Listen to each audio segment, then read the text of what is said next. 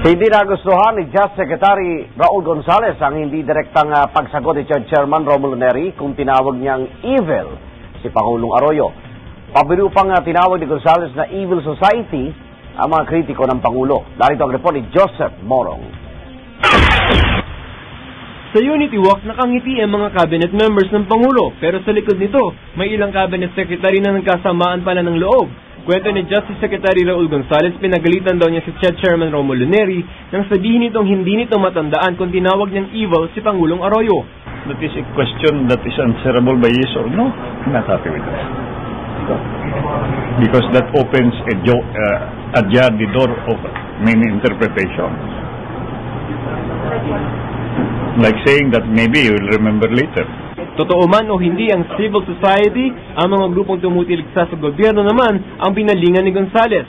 Pabiro niyang tinawag na evil society ang civil society. What some members of civil society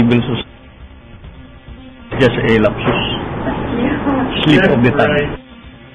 Tiwala si Gonzales na matibay ang gabinete ng Pangulo tulad ng sinisimbolo ng Unity Walk nila. Sabay pa sa ring sa mga tumiwalag na cabinet members noon na kilala sa tawag na Hayat 10 ngayon.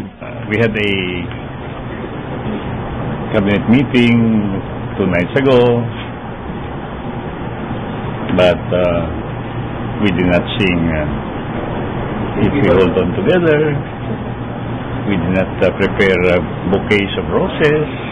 Pero para sa mga kritiko ng Pangulo, kasama na ang mga miyembro ng Hayaten, panahon na para tumiwalag sa pamahalaan ng mga cabinet members ng Pangulo.